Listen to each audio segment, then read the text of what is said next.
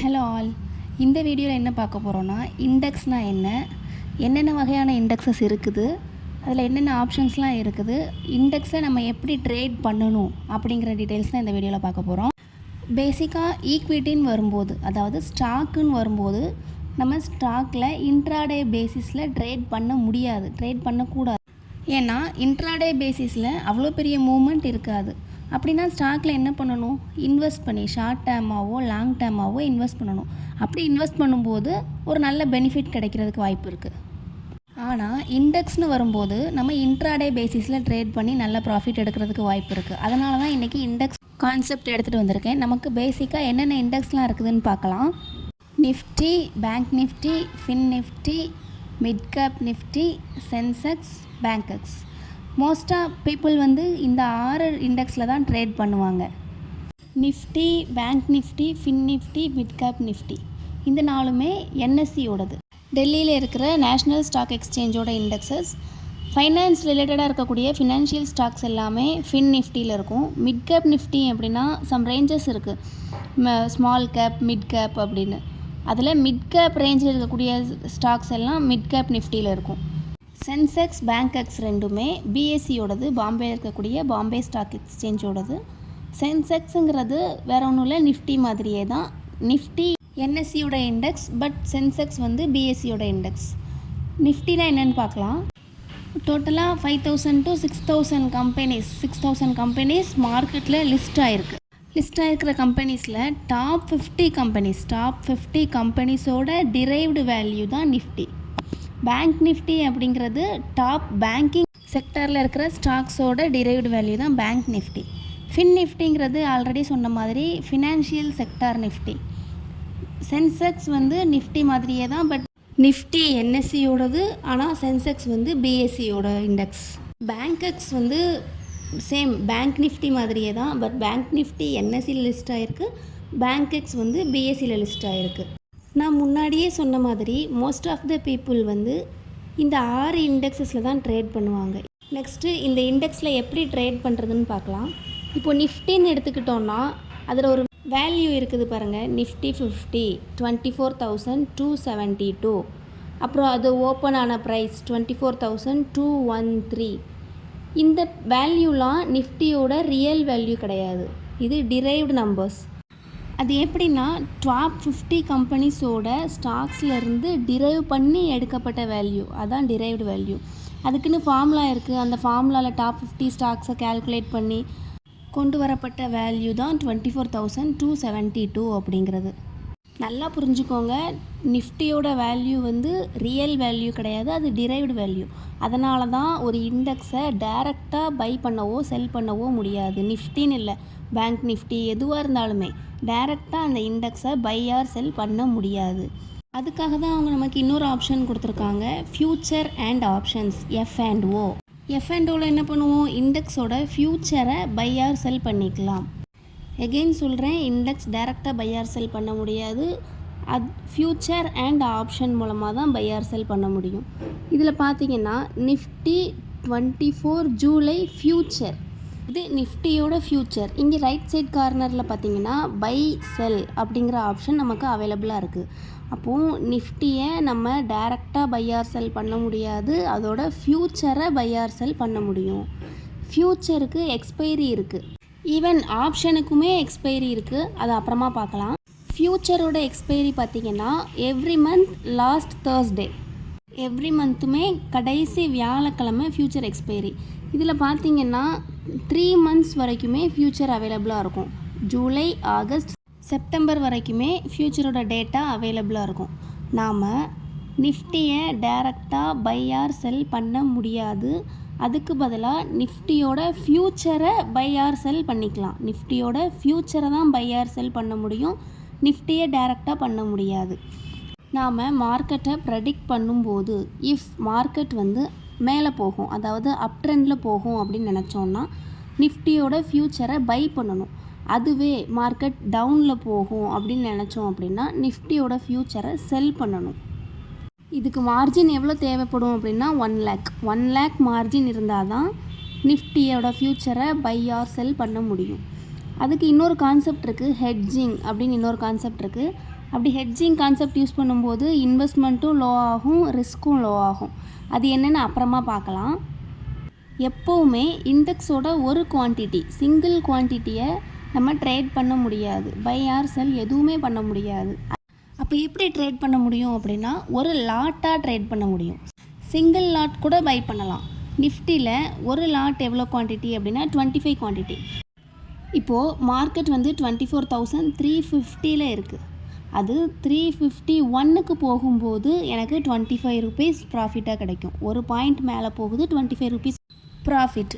அதுவே மார்க்கெட் வந்து 350லேருந்து 349க்கு வருது அப்படின்னா ஒரு பாயிண்ட் கீழே வருது, அப்போ எனக்கு 25 ருபீஸ் லாஸ், -1 பாயிண்ட்டு. வேறு இண்டெக்ஸுக்கு வேறு லாட் சைஸ் இருக்குது. நிஃப்டிக்கு 25 பெர் லாட், பேங்க் நிஃப்டிக்கு 15, ஃபின் நிஃப்டிக்கு 40, மிட் கேப் நிஃப்டிக்கு 50, சென்செக்ஸுக்கு 10, பேங்க் எக்ஸுக்கு 15 பெர் லாட். ஃப்யூச்சரில் ட்ரேட் பண்ணுறதுக்கு பேசிக்காக கண்டிப்பாக இந்தந்த விஷயங்கள்லாம் தெரிஞ்சிருக்கணும். ஃப்யூச்சர் பற்றி பார்த்தாச்சு. நெக்ஸ்ட்டு ஆப்ஷன்ஸ்னால் என்னென்னு பார்க்கலாம். அதில் நமக்கு பேசிக்காக 2 ஆப்ஷன்ஸ் இருக்குது. ஒன்று கால் ஆப்ஷன், இன்னொன்று put option. CE and PE. சிஇனா கால் யூரோப்பியன், பிஇனா புட் யூரோப்பியன். நீங்கள் சம்டைம்ஸ் டெலிகிராம் சேனலில் இந்த மாதிரி எதுலையாவது பார்த்துருக்கலாம்.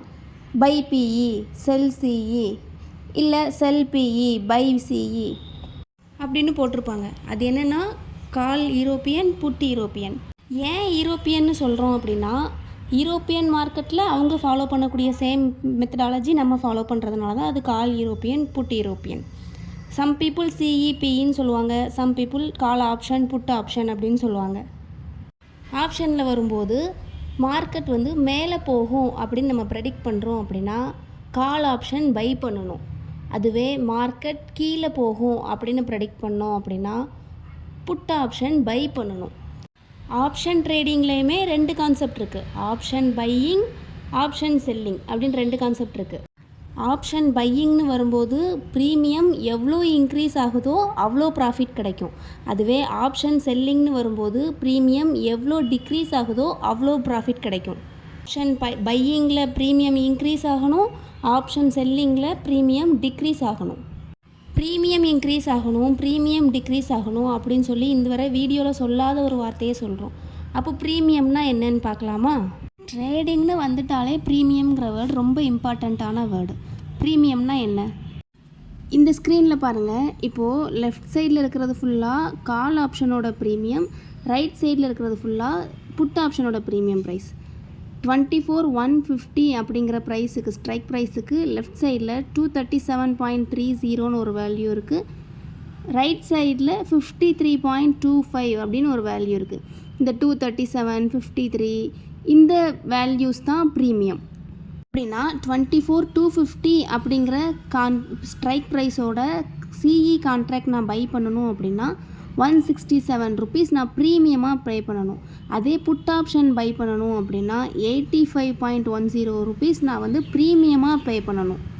85 ருபீஸ் ப்ரீமியம் தான், மொத்தமாக 85 ருபீஸ் இல்லை. ஒரு லாட்டுக்கு 25 குவான்டிட்டி, அப்போ 85 × 25 என்ன வேல்யூ வருதோ அந்த ப்ரைஸ் பே பண்ணி தான் நான் இந்த கான்ட்ராக்டை பை பண்ண முடியும்.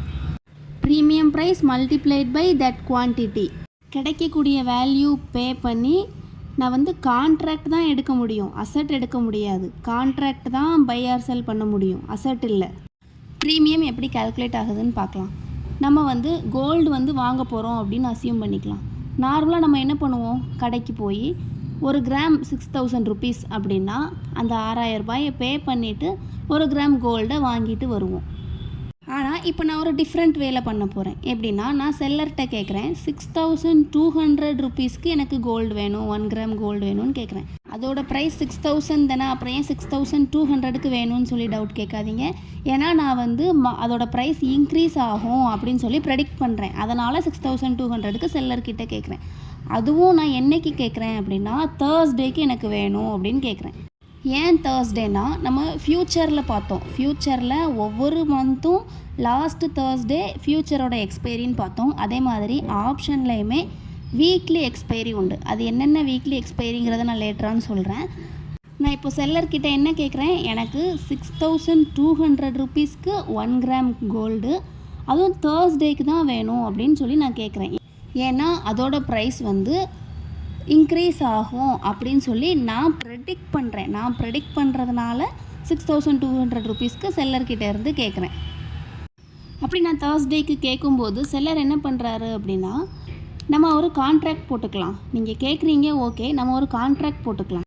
அது என்ன கான்ட்ராக்ட்னா, தேர்ஸ்டேக்கு நான் உங்களுக்கு 1 கிராம் கோல்டு 6200 சிக்கு நான் கொடுக்குறேன். ஆனால் ஒவ்வொரு நாளைக்கும் நீங்கள் வந்து எனக்கு 100 ருபீஸ் ப்ரீமியமாக பே பண்ணணும். நீங்கள் கான்ட்ராக்ட் போடுற இந்த நாள்லேருந்து தேர்ஸ்டே வரைக்கும் ஒவ்வொரு நாளும் 100 ருபீஸ் எனக்கு நீங்கள் ப்ரீமியமாக பே பண்ணணும் அப்படின்னு சொல்லி செல்லர் சொல்கிறாரு. இஃப் அந்த கான்ட்ராக்டை நம்ம ஃப்ரைடேயே மேட் பண்ணுறோம் அப்படின்னு வச்சுக்கலாம்.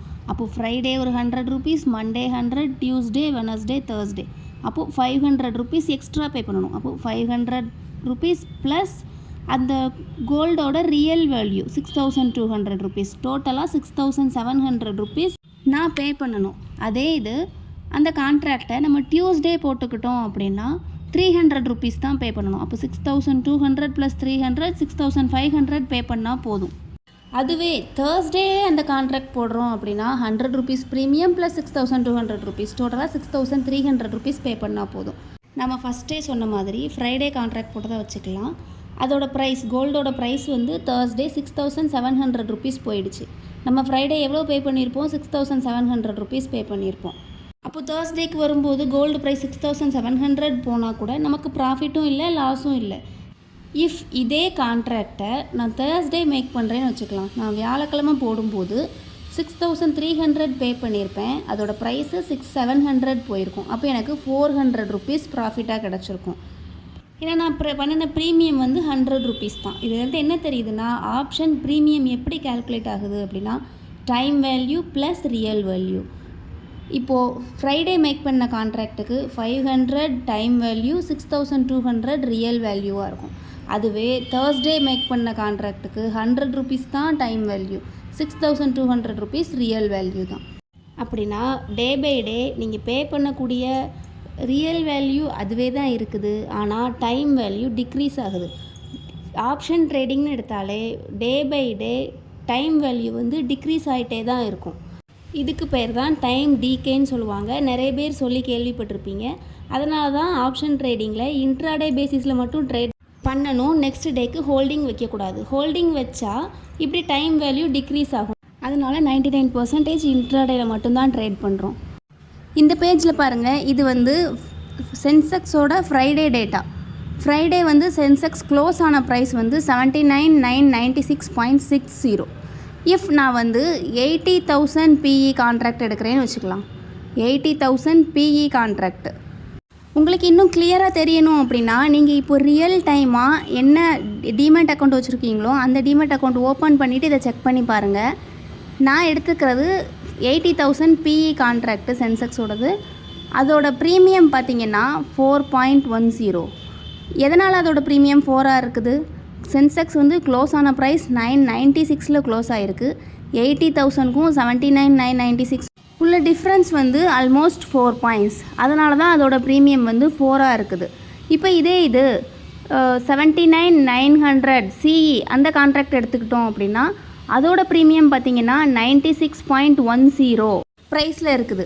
ஏன்னா 79,996க்கும் 79,900க்கும் உள்ள டிஃப்ரென்ஸ் வந்து ஆல்மோஸ்ட் 96 பாயிண்ட்ஸ். அதனால தான் அதோட ப்ரீமியம் வந்து 96.10ன்னு இருக்குது. இது லாஸ்ட் ஃப்ரைடேக்கான டேட்டா. அன்னைக்கு வந்து சென்செக்ஸோட எக்ஸ்பைரி. அதனால் இந்த ப்ரீமியம் ப்ரைஸ் வந்து ஒன்லி ரியல் வேல்யூ மட்டும்தான், இதுக்கு டைம் வேல்யூ கிடையாது. இஃப் நான் வந்து இதுக்கு முந்தின நாள் இந்த டேட்டா நான் எடுத்திருந்தேன் அப்படின்னா அதுக்கு கண்டிப்பாக டைம் வேல்யூ இருந்திருக்கும். ஈவன் இன்றைக்கான டேட்டாவில் நீங்கள் வந்து சென்செக்ஸோட ப்ரீமியம் ப்ரைஸ் செக் பண்ணி பார்த்தீங்க அப்படின்னா அதுக்கு கண்டிப்பாக டைம் வேல்யூவும் இருக்கும், ரியல் வேல்யூவும் இருக்கும். ஏன்னா சென்செக்ஸோட எக்ஸ்பைரி வந்து ஃப்ரைடே தான், இன்றைக்கி டியூஸ்டே. அதனால் கண்டிப்பாக டைம் வேல்யூ இருக்கும். இந்த டவுட் இன்னும் கிளியர் ஆகலை அப்படின்னா ஹெசிடேட் பண்ணாமல் கமெண்ட் பண்ணுங்கள், நான் உங்களுக்கு கிளியர் பண்ணி கொடுக்குறேன். இப்போ நான் உங்களுக்கு ஒரு கொஸ்டின் கேட்குறேன். 100 சிஇயோட ப்ரீமியம் ப்ரைஸ் வந்து 1 ருப்பியாக இருக்குது. 100 சிஇயோட ப்ரீமியம் ப்ரைஸு 1 ருப்பி. அந்த 100 வந்து 105 மாறும்போது அதோட ப்ரைஸ் வந்து 5 ருப்பீஸாக மாறுது. ப்ரீமியம் வந்து 5 ருப்பீஸாக மாறுது.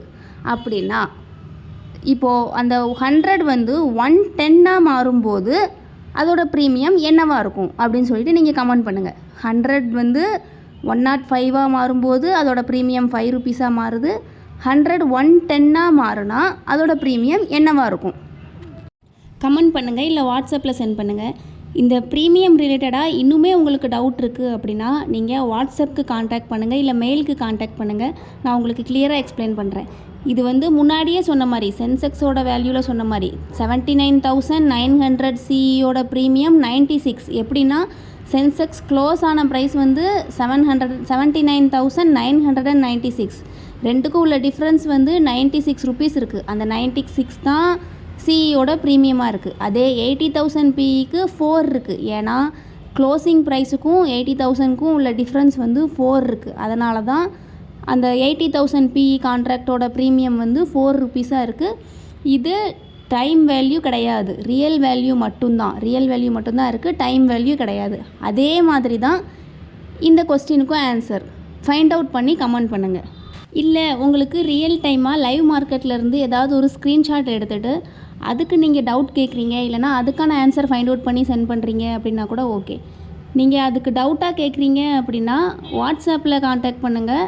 நான் உங்களுக்கு அதில் வாட்ஸ்அப்பில் எக்ஸ்பிளைன் பண்ணுறேன். நான் ஆல்ரெடி உங்களுக்கு ஆப்ஷன் ட்ரேடிங்கில் வீக்லி எக்ஸ்பைரி இருக்குது அப்படின்னு சொல்லியிருந்தேன். அது என்னென்னு பார்க்கலாம். மண்டே மிட் கேப் நிஃப்டியோட எக்ஸ்பைரி, டியூஸ்டே ஃபின் நிஃப்டிக்கு, வெட்னஸ்டே பேங்க் நிஃப்டிக்கு, தேர்ஸ்டே நிஃப்டிக்கு அண்ட் ஃப்ரைடே சென்செக்ஸுக்கு. நான் ஃப்ரைடே சென்செக்ஸோட எக்ஸ்பைரிக்குள்ள டேட்டா தான் நான் அட்டாச் பண்ணியிருந்தேன். இந்த வீடியோவில் ஏதாவது உங்களுக்கு டவுட்ஸ் இருக்குது, இல்லை என்ன ஏதாவது இன்ட்ராடே ட்ரேடிங் இல்லை ஆப்ஷன் ட்ரேடிங் பற்றி ஏதாவது தெரிஞ்சுக்கணும் அப்படின்னா நீங்கள் ஹெசிடேட் பண்ணாமல் கமெண்ட் பண்ணுங்கள், இல்லை வாட்ஸ்அப்புக்கு காண்டாக்ட் பண்ணுங்கள். எங்களுக்கு தெரிஞ்ச எல்லா டீட்டெயில்ஸும் உங்களுக்கு சொல்லிக் கொடுக்குறோம். இல்லை இந்த வீடியோ ரிலேட்டடாக எதுவும் ஃபீட்பேக் இருந்தனாலும் கமெண்ட் பண்ணுங்கள். தேங்க்ஸ் ஃபார் வாட்சிங் த வீடியோ.